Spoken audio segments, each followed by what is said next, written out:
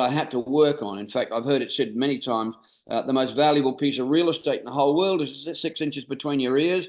And I think that's absolutely true. And so I set about reworking me, remodeling me. And a lot of people don't like doing that because it's not easy to take yourself on. It's not easy to look yourself in the mirror and realize, hey, I'm pulling up short here.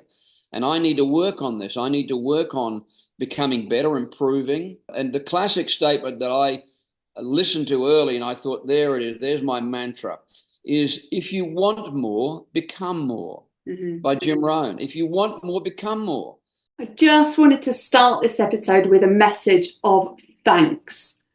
Thank you to everyone that chooses to listen to this podcast. By doing this, you're enabling me to reach more people so that they might learn how to unchain the pain to live a healthier, happier life. The feedback that I get from those that take action and are inspired by the show's content is incredibly rewarding. So I'd like to ask you a teeny tiny favour. You are truly able to change the course of this podcast, the types of guests I have on this show, and everything that I do by doing one simple thing. And that is simply hitting the subscribing button. The guests on this podcast are incredible because so many of you have hit that button. When I think of what I want to do this year on this show, this is fueled by the amount of you that subscribe, that tune in, and that comment on the show's content. So please keep subscribing, keep commenting. Any type of comment, please keep them coming. And keep sharing the shows that you find inspiring. I can't wait to see what this year brings for this show, for you, for my community, and for this platform. Thank you.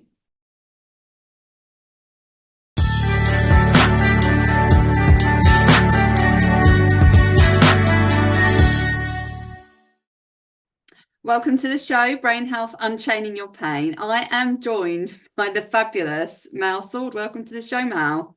Thank you. Nice to be here with you.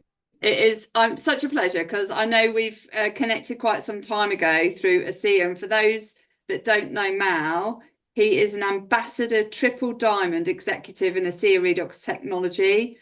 He's one of the leaders globally in ASEA, and he is an absolute inspiration for anybody who is looking to level up and start a business that they are truly passionate about and get themselves from zero to hero. So I'm really excited to hear Mal's story. I know he's shared it with me, but I'm excited for him to share it with the listeners. But before we start, what are you passionate about in life right now? Well, a lot of things. I'm most passionate about my old farm in the Ariège in France, which I bought late last year. So I've been looking for a place in France for years and traveled the length and breadth of France to look for places. Found many beautiful places, including the Alps, the Dordogne, the Aveyron, around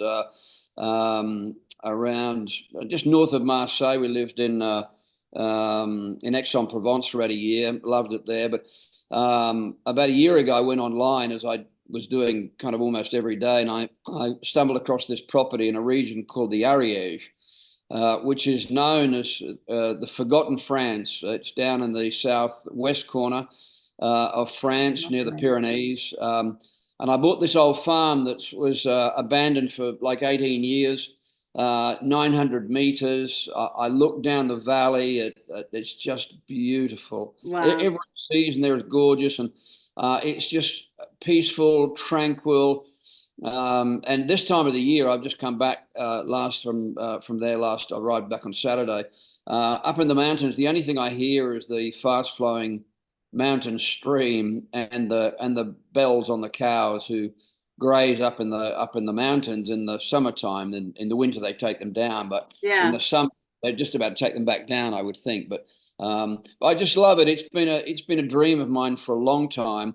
You know, a lot of people would go there and think, you know, Mal, why did you buy this old dump? Because it's just that's what I wanted. I wanted a project. I wanted something that I could put my stamp on. I love Yeah. old French property. It's the old stone and oak beams and beautiful views, very tranquil. It's in a little hamlet. I've got wonderful neighbours. I know everybody in the hamlet now. They're just lovely people, including a Scottish couple who have a holiday home there. It's just, and every time I go there, I find myself now not wanting to leave. Oh. I just love it there. So I'm very passionate about that. I can't wait to go back. I'm going back again in November for just a week, but it's probably going to be about a 3-year project, but it's exactly what I wanted. And I'm a 100% Francophile. I love everything French. I do, other than their bureaucracy. Other than that, which is. I hope nobody French is listening, but it's very long-winded. It takes a long time. Like I'm buying some more land around the property, and from the time that I started the process of that, it'll be almost a year. It'll be probably 10 Wow. months. So it's a lot. But you just have to get used to it in France. But that's what I'm passionate about right now. I just love it there. And I love if you could take us back to a time where you never thought that that was going to be possible. That vision of having that farm that you have now, and the tranquility and the running water and all of the things that you can visualize physically now, maybe you didn't have in your mind virtually.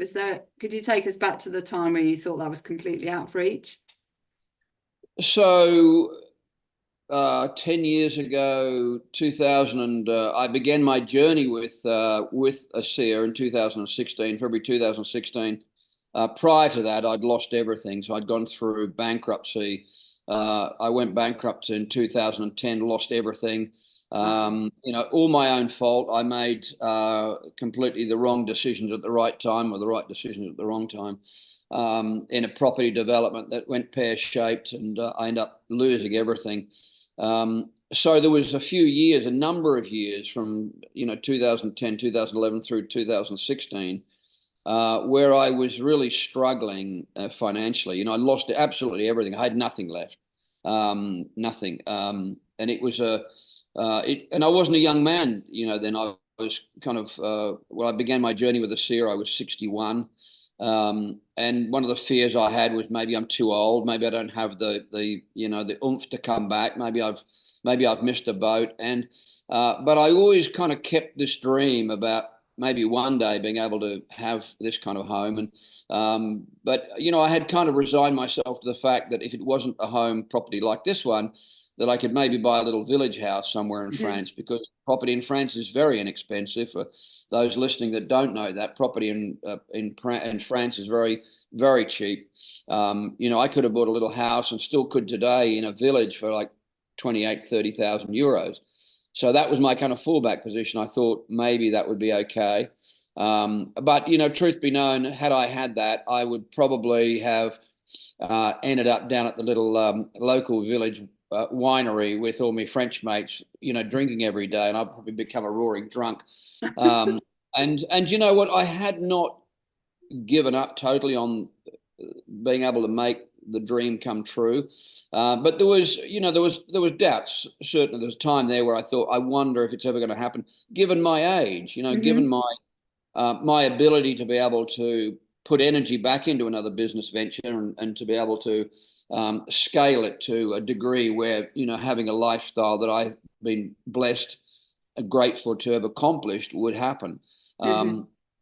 So that was kind of the transition. It was a period of 4 or 5 years, 6 years that was not good. It was stressful. It was demoralizing.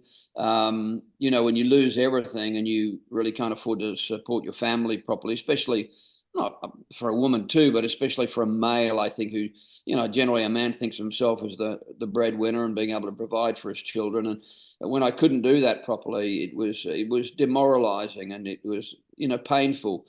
So keeping dreams alive and dream building is somewhat painful when you don't really know or feel that you can accomplish it, and maybe even don't have a vehicle. I did not have a vehicle at that time that I felt could bring me back to some degree of financial security and affluence. I didn't have that, but I did keep looking, and I was doing lots of different things to try and make enough money. But You tried Uber, didn't you? If you would share Yeah, that well, story. yeah, I got my license with Uber. I passed the medical and I passed the test with Uber, and then at the end they said, "So, what kind of car have you got?" And I was at that stage driving a little Holden Barina, which is a tiny little car that I had bought previously for one of my nannies, one of the nannies that we'd had to look after our children.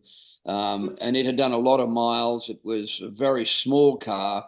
And when they said, "Well, how old is that?" And I said, "Well, I think it's like 9 or 10 years old." They said, "It's too old. In Australia, to drive for Uber, the car has to be less than 5 years old.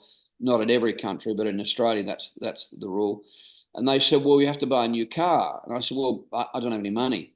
And they said, "Well, you have to borrow money." And I said, "I'm not able to borrow money. I'm still dealing through bankruptcy. And, there's a season where you're just not able to borrow money." Mm-hmm. And I really didn't want to borrow money either. That's borrowing too much money is what got me into trouble in the first place.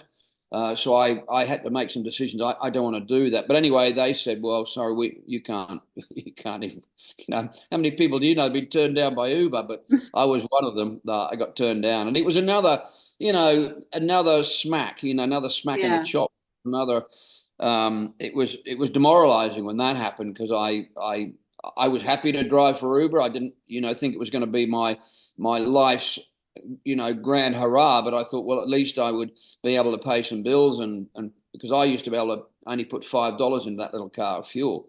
So I thought, Mm-hmm. well, if I drive for Uber, at least I'll be able to fill the car up properly once in a while. So. And what was your lowest low? What was where did you feel you really hit the lowest point in that journey?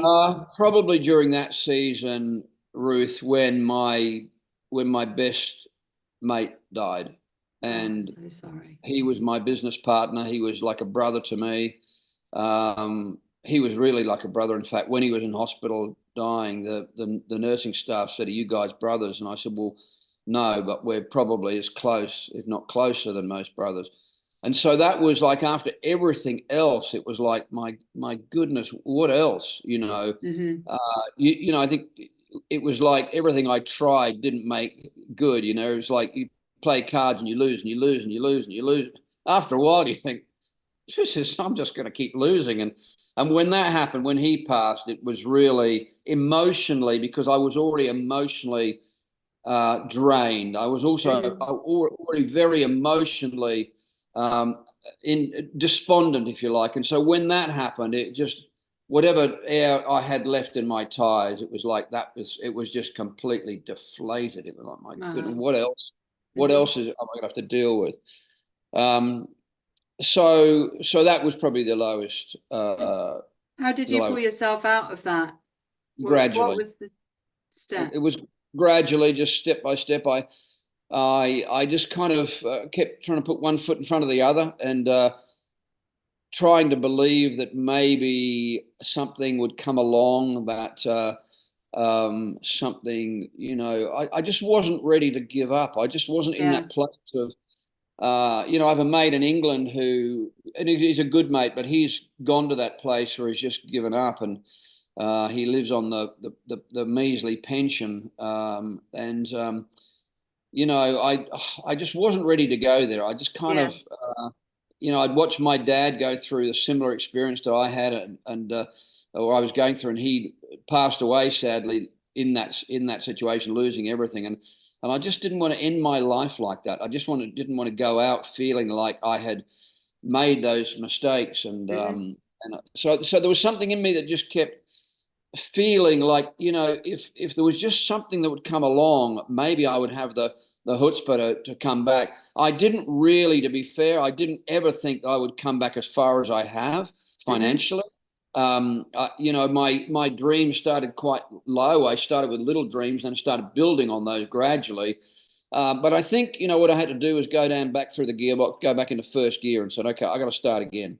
And Mm-hmm. I started reading, listening to Audible books, reading. It was kind of my savior. I think I just started working on my mindset, working my subconscious mind, heavy on that, heavily working on then, setting little goals. I've watched people set way too big goals and they constantly get demoralized. And defeated because the goals are so big. But I went back into first gear and said, okay, I'm going to start a little bit. Let me just make a little goal. What if I can make this? What if I can do this? What if I can make this amount of money? What if I can come back this way?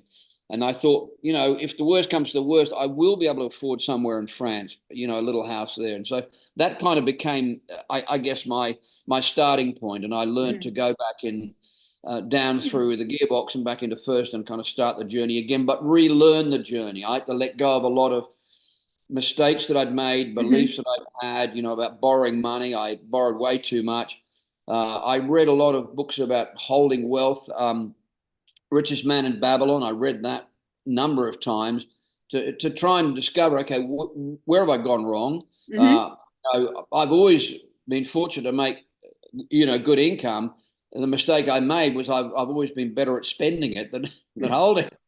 Now I think I've gone the other way. Now I've become so boring, but at my age, I don't want to go back down through the gearbox. I wanted to make sure this time I did everything properly and made sure that everything was secure and safe. I'm not a spring chicken anymore, so I have to make sure that that I do the right thing this time. But I think that analogy of going back through the gearbox is so important, because sometimes, some coaches say, oh, you just set really massive dreams. Oh, I've just put my hand up. I'll lower my hand. It's just recognized my hand's gone up. They set really massive dreams, and then you get massively demoralized. And I think it's really important, especially when you feel like you're rock bottom, is that little single step, one in front of the other. Yeah. And just keep going. I did a CD years ago, and the CD was titled Micro Dreams Lead to Macro Dreams. So you start off with little dreams. Looking at big things can intimidate you. They can make you fearful. I didn't have any belief in those, really, to be truthful. At that stage, I'd kind of lost belief in being able to own the kind of car that I wanted to have and have the homes that I now have and the lifestyle that I now have. So for me, I had to go back and start from little dreams, things that I could believe in again, and start my journey at that point where I could set little goals, little dreams that I knew I could probably attain. And every time I attained one, I remember Jim Rohn saying it's like making a list, and there's a level of satisfaction when you tick something off your list. When you say, okay, and I found that list before I left Australia a few years ago. And it was things like a new pair of sunglasses. I mean, they're menial things, like small things. A new pair of black shoes. I wanted some new shirts because the collars of my shirts had all worn out. I wanted slightly bigger dream was a nice suit, a new suit, a wash bag. I found these things and I thought, wow, that's where I started from. It was like little things, and I ticked that off and I got that, and then I ticked that off and I got that. And it made me feel good about me again, that I was actually accomplishing little dreams rather than being frustrated that I wasn't driving a Ferrari at that time. It was to be able to have the confidence back in me that I can still achieve, I can still perform little things, because if I can make $100 a week, I can make 200. And if I can make 200, I can make 300, and I can go from there. So for me, that was a big thing, going back and not being disillusioned or demoralized by and being overwhelmed probably by such big dreams. I had to creep up on them again. Yeah, and I think that's such a valid point. And in the context of making those small steps, when did you discover ASEA as part of that journey?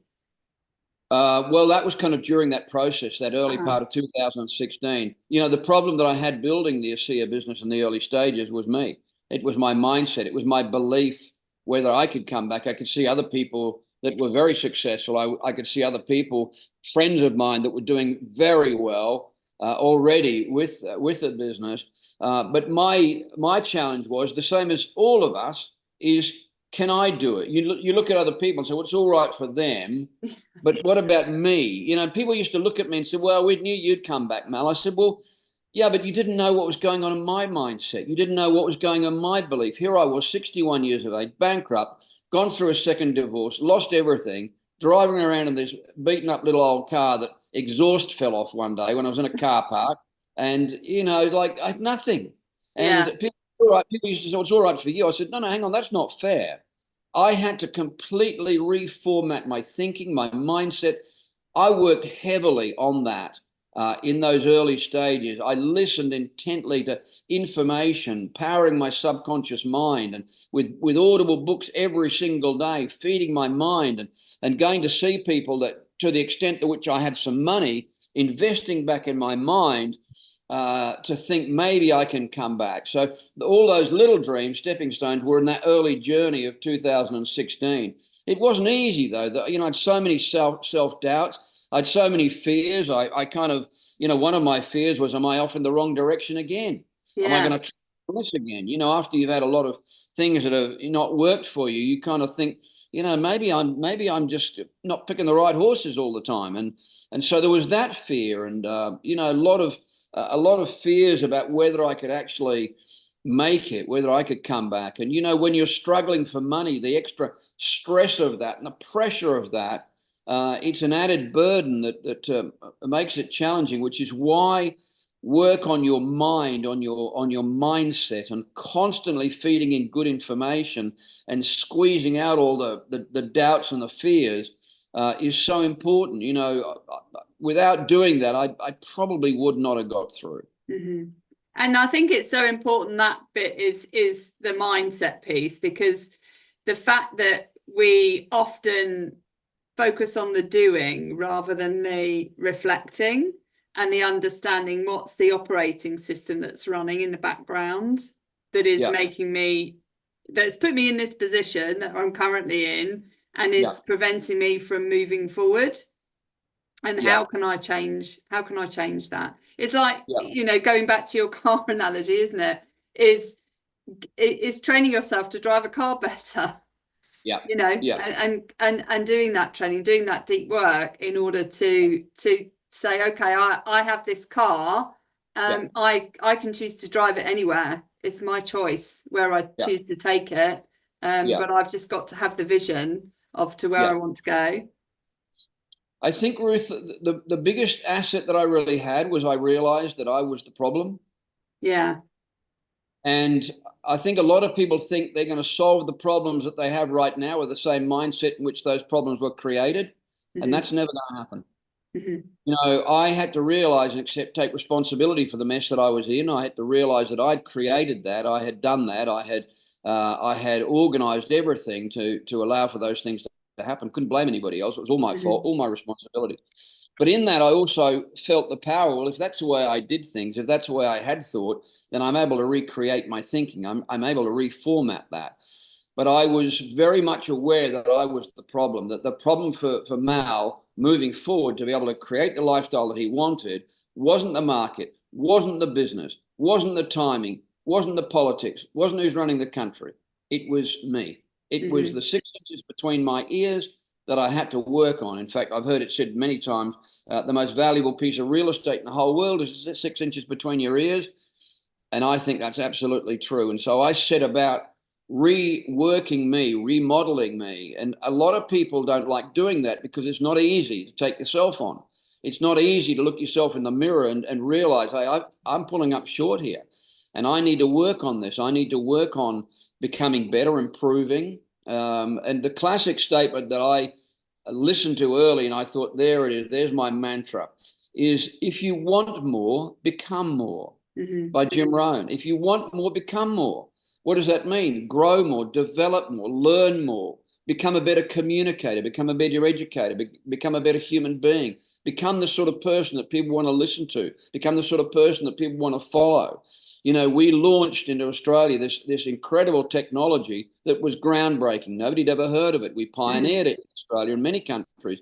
And so we did not have any credibility in that area because it was a brand new technology. And so anything new, obviously, there is always pushback if people do not understand the significance of the product or the technology. So I had to learn how to work through that and become a better communicator and a better educator to help other people understand what I understood about this gift that is redox signaling molecules. So I was aware that the problem was me. And I think that was probably one of the things that stood me in very good stead, was that I did in fact realize that I was the problem and that I could change that problem. I could change me. I think that's really poignant because, I have historically blamed situations and blamed this and blamed that. and done the blame game. But it's when you do that work, like you say, in between your two ears, the 6 inches between your two ears, and truly understand yourself and why you're behaving the way you are, and why you're not doing the steps that are necessary to move you that one step forward, those 2 steps, those 3 steps, why you're just stuck. Yeah. It can be hugely life-changing, and it has been, obviously, for yourself. Yeah. I'd love for you to, based on your experience, and before we dive in a bit more into your story, what would you say optimal brain health is for you now, based on your life's journey? I think optimal brain health for me has been about learning how to change, and the steps that I've gone through to work on changing a lot of my thoughts. You know, one of the biggest wake up calls, or one of the biggest things that I learned, was the way that I think may not be the right way to think. And a lot of people think that the way they think is right. So that doesn't mean to say it's right. That just means to say that's the way we are programmed. Mm-hmm. So you and I, we're all programmed a certain way. Some people are programmed for failure. You know, in my younger years, I was always told, you'll never amount to anything. You're useless. You're no good, because I was not much good at school. I was always daydreaming. I was very good at sport, but academia, it wasn't my bag. I was, my attention span. Somebody said to me recently, I've got heavy ADHD. Well, when I was a 7-year-old at boarding school, nobody understood what ADHD was. But my capacity to pay attention is very limited. I get bored very easily. And so I've had to learn through the years, okay, how do I work with that? Whatever you want a name. But I realized that in order to help this, I would do whatever I needed to do. So if I needed to go and see a kinesiologist, many times I would do that.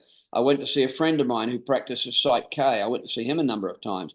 I always went looking to the extent to which I could invest back in me. I was prepared to invest in my mindset because I believed that would ultimately be the change that I wanted to see in me and in my life. I've had to change a lot of things in terms of thinking, in terms of my programming about how I do life, a lot of things. I mean, I say to people, I don't know anybody that's done more work on themselves than me. Now, I'm sure there are, but I've not met anybody that's done more or needed more help. Maybe I needed more help than anybody else.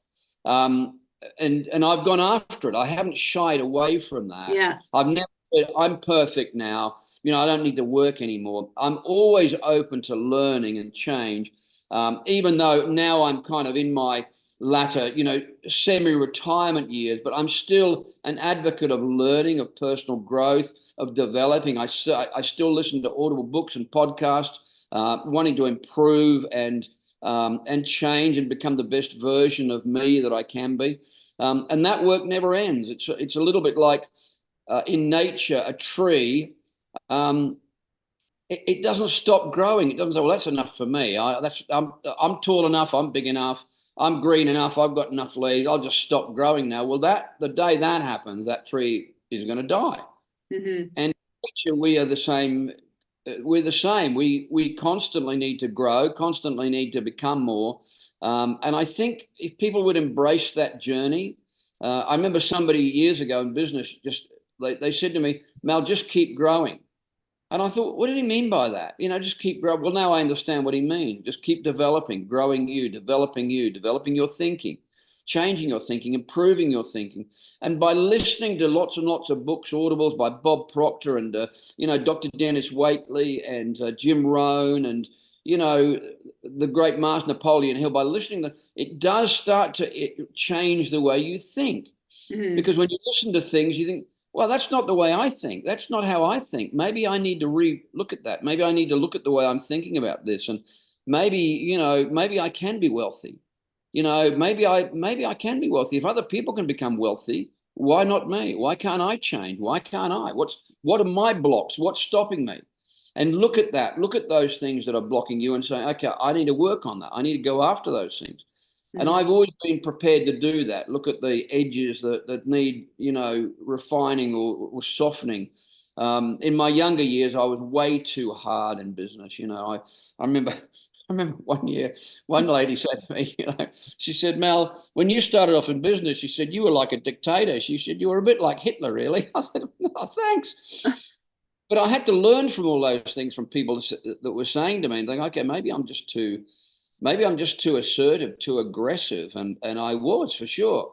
So I've learned to soften that. I've learned to, moderate, tolerate a lot more in people, recognizing my own imperfections that then allows me to help, hopefully, with other people, help them understand that we're all imperfect. Doesn't matter how much money you've got, we're all imperfect. We all have capacity to change and grow. And it's a lifelong journey. It never ends unless you're ready to say, well, that's it for me. And I'd love if you could share what your vision was, because you obviously deliver training to us, because I'm also an ASEA associate. You're one of the most senior in the business, but how you used your vision, that mindset piece that you talked about, in order to realize it.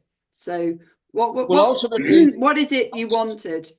Ultimately, my biggest dream was freedom, total freedom, financial independence, total financial freedom. And a lot of people say that, but what I did was actually quantify it. I worked out exactly what it meant in terms of income, in terms of legacy, in terms of residual income, which, when built properly, is exactly what our business produces. So it was freedom. It wasn't a car. Now, I got the car as a result of chasing my vision to be free.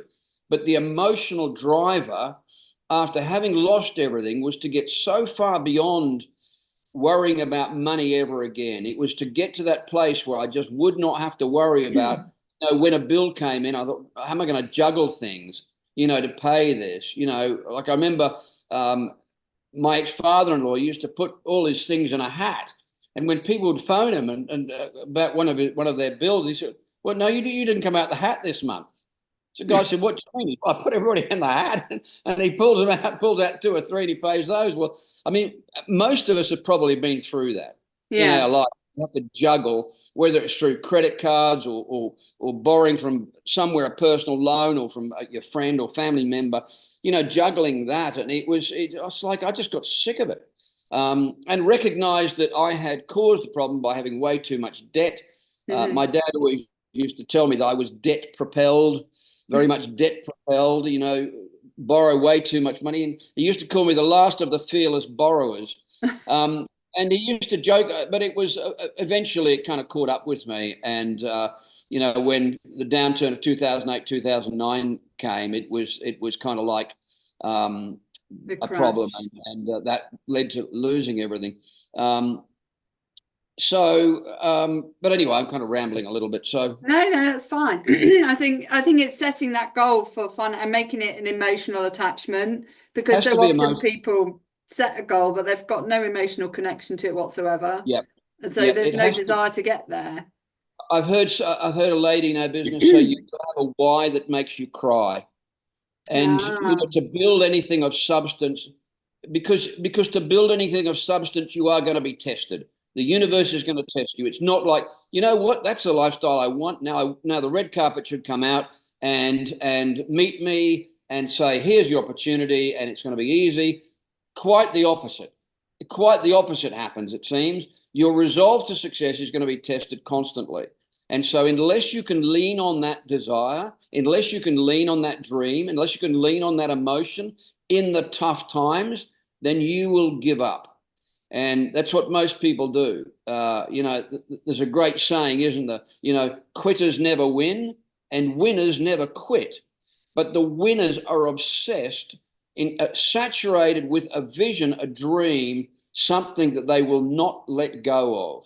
And I've watched enough movies and videos, and it's always the same. It always comes back to what you're passionate about, and it's going to be different for everybody. Buying this old place in France, most people look at it and say, why would you waste your time on that old dump?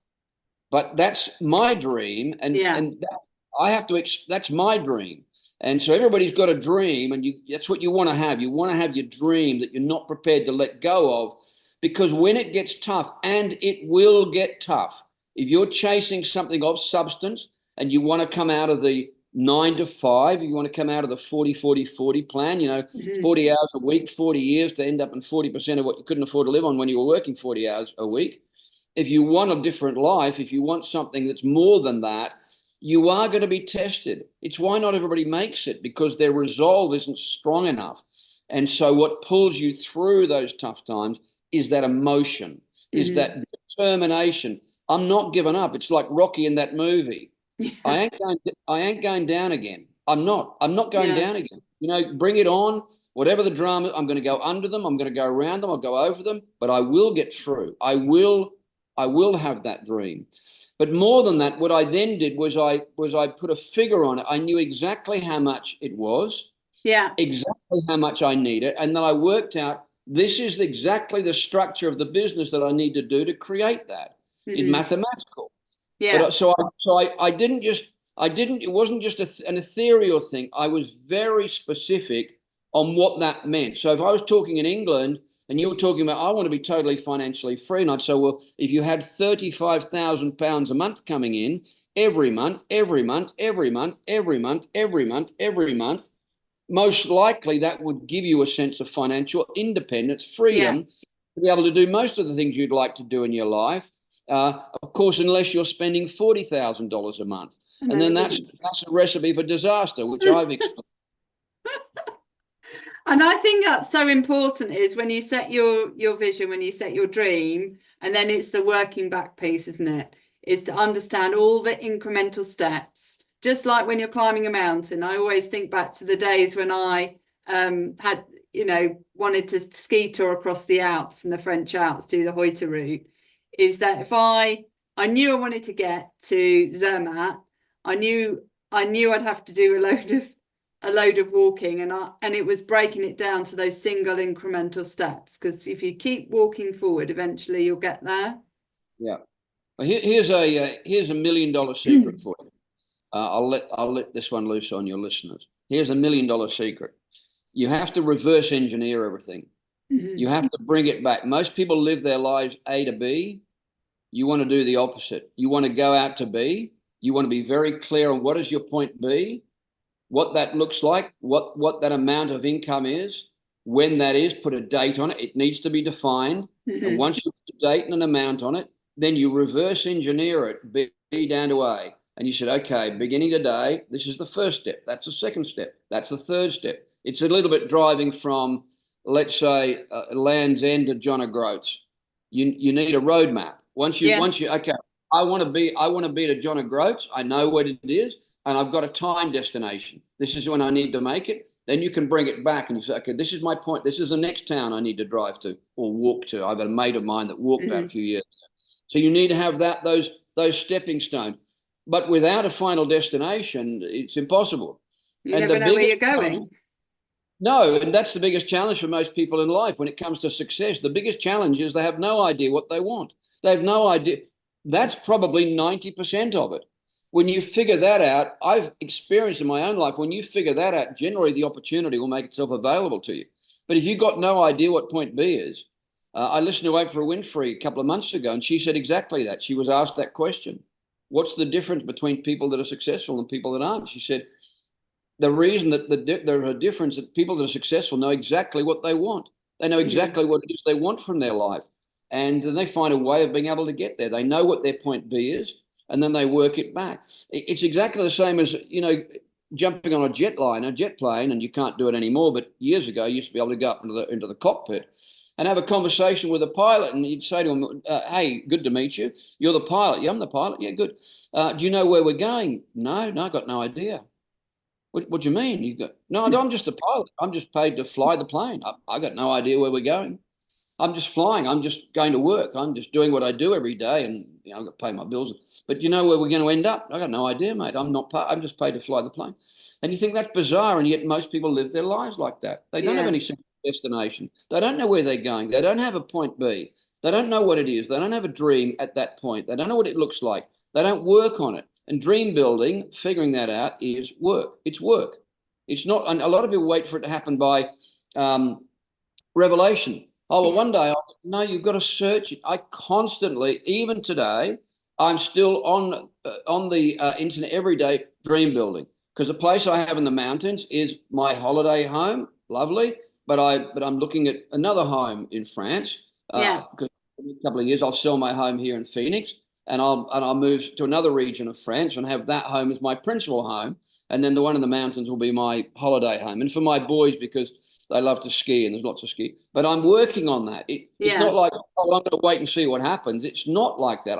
I set a destination, a journey, something that is emotional for me. I've got it in mind. I want some land. I want some dogs. I want, a river flowing through, or a fast flowing stream, and a lake, a big house, outbuildings.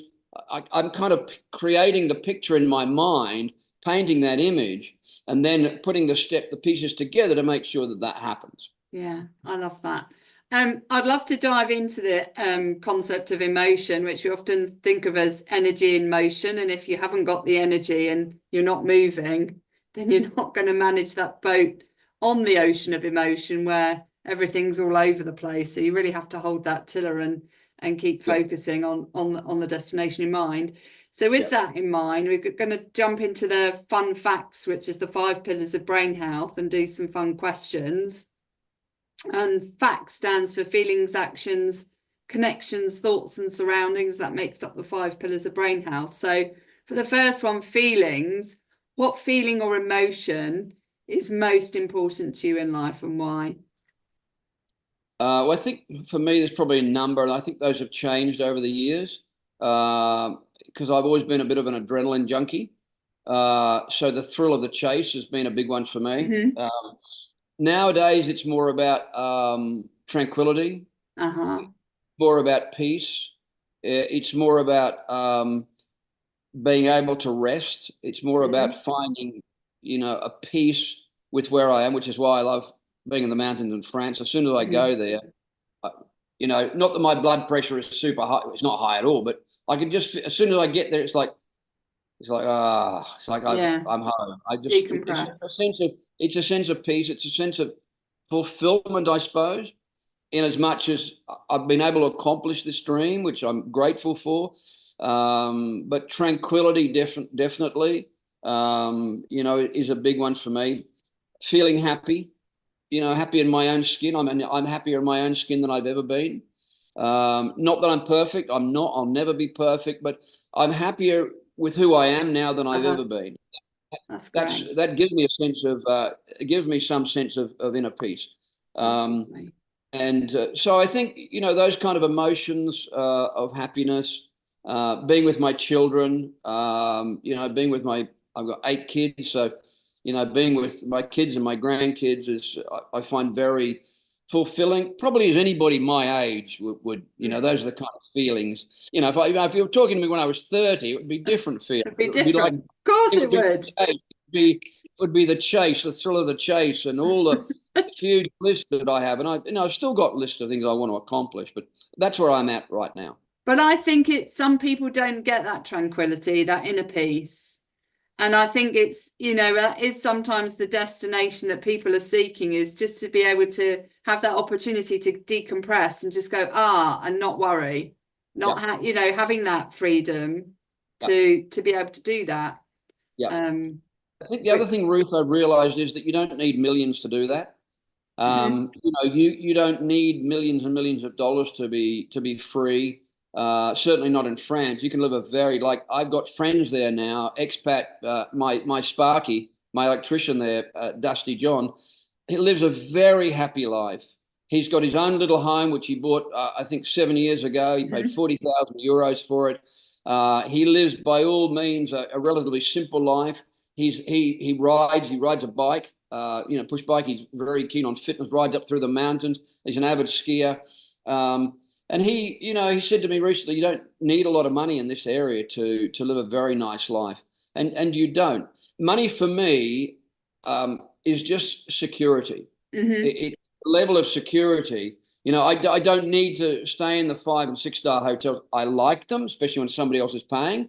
But I'm equally happy in like a 2- or 3-star. It doesn't kind of bother me as much. Whereas when I was younger, it did bother me. I wanted to stay in all the flashiest places, but I'm just happy being happy, and I'm happy being around people. It's humbling for me, my neighbours in France, who are my age. Alan, he's never been out of France. He's never been on an aeroplane.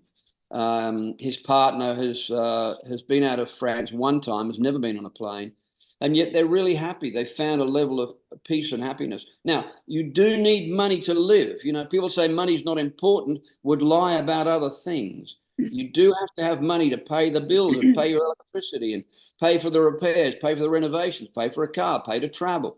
So there's a level of income, but you know it doesn't need to be millions. I don't think you can. Like in England, if you had 20 or 30,000 pounds a month, you could probably live a very nice life on that. Now, I'd love to dive in just to one more question before we go into your ASEA journey in a bit more detail. Is from a connection to yourself, what is your most important value that guides you in life? Probably being true to me, following my own path, and not listening to what others think or say, because for a lot of my life I was listening to other people, and so being able to have the peace or the confidence now in me is to be able to just live the life the way I choose. So probably that's it, being true to what I want, how I want to live and who I am, and how I turn myself out as a human being, even with all the flaws. But I know how far I've come. So I know who I was 30 years ago, and to watch the transformation, you know, has been very significant. I mean, I've done an awful lot of work.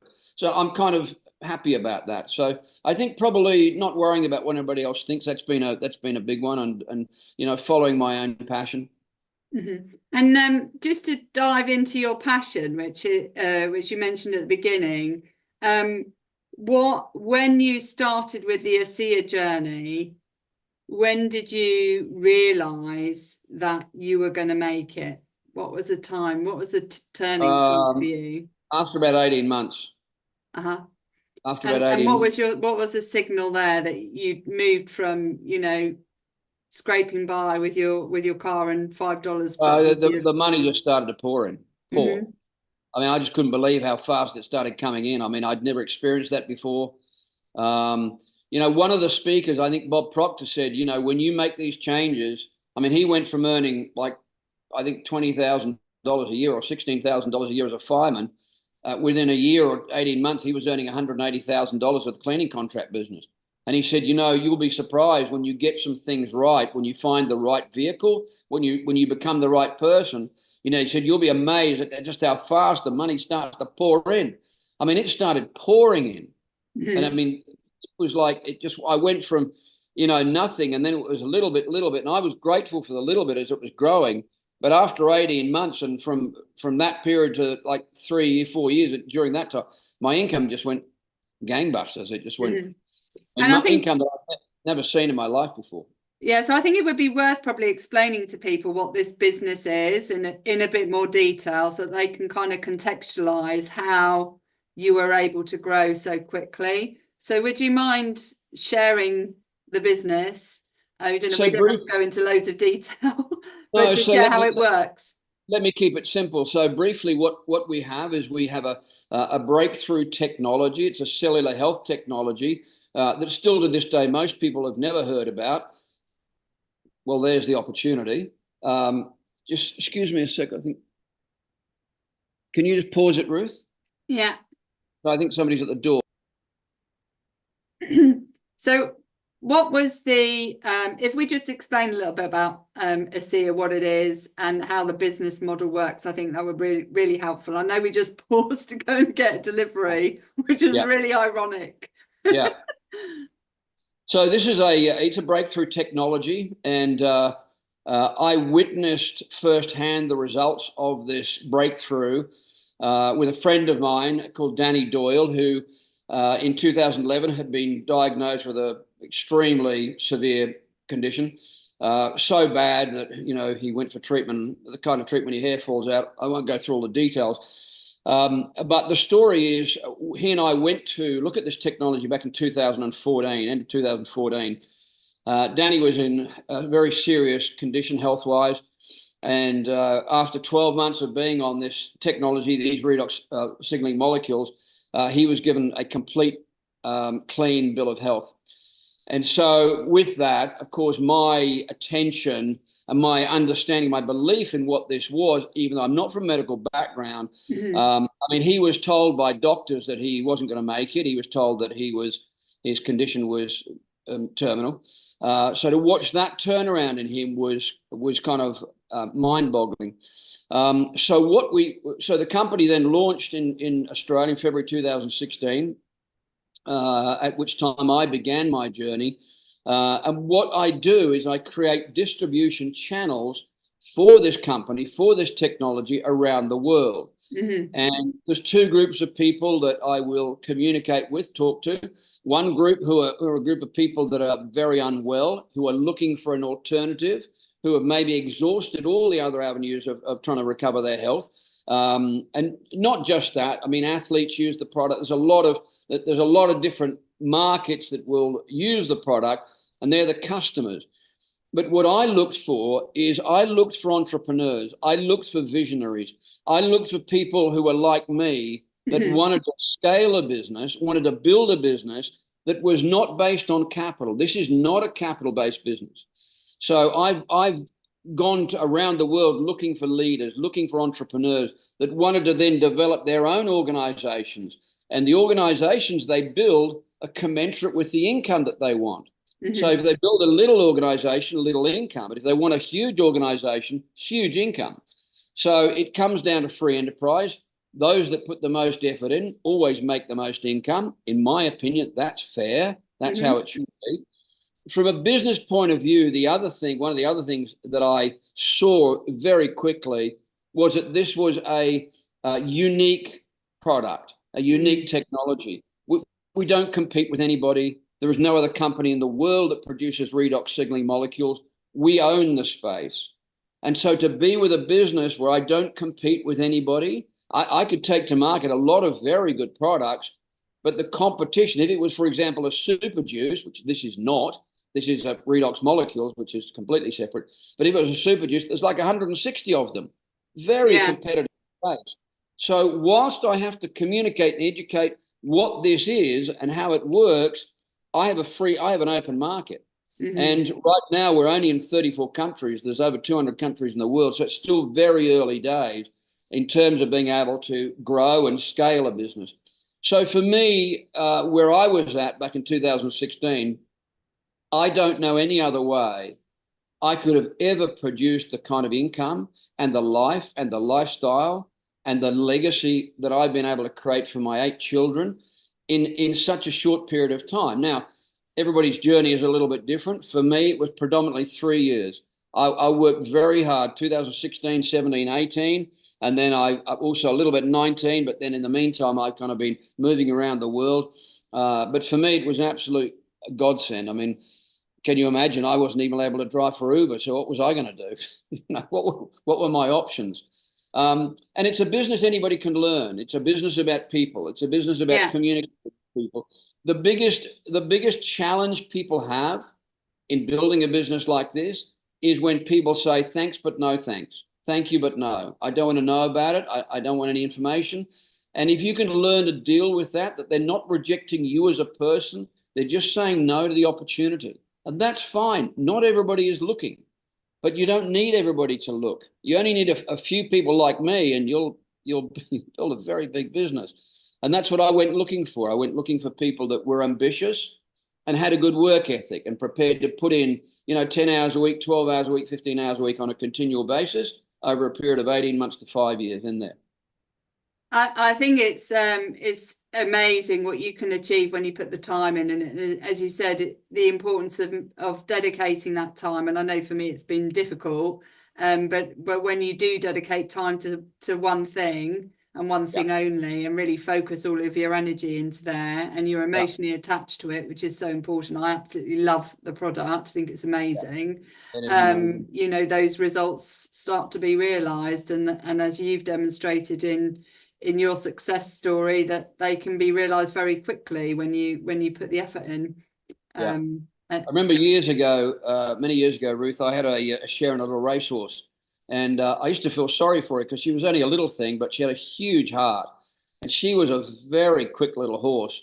And the first race, there was, I think, 5 of us that had a share in her. We went out to Doomben Racecourse in Brisbane.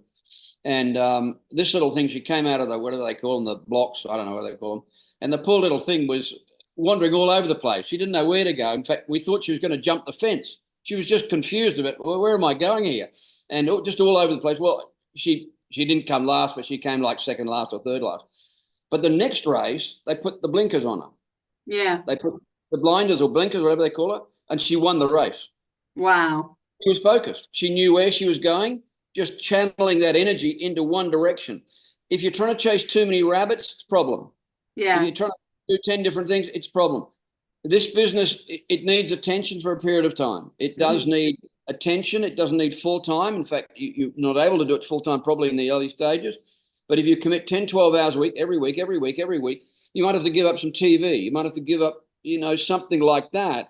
But I was prepared to give that up to invest that time into building my fortune, into building my future.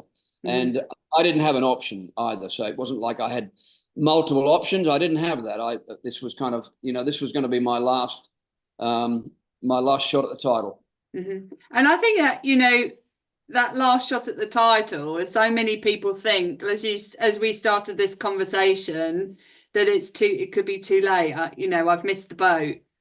The boat has set sail. And I think the amazing thing about this business is you choose when you set when you get in that boat, you choose where you want to sail it. And if you put the effort in, you get out of the harbour and then you'll get to your destination, but you have to work at it. Exactly. Well, it's the same with anything. It's fair. It's normal. You should have to work at it. If people say you can make a lot of money by doing something where you don't have to do any work, I'd run the other way. It's not going to happen.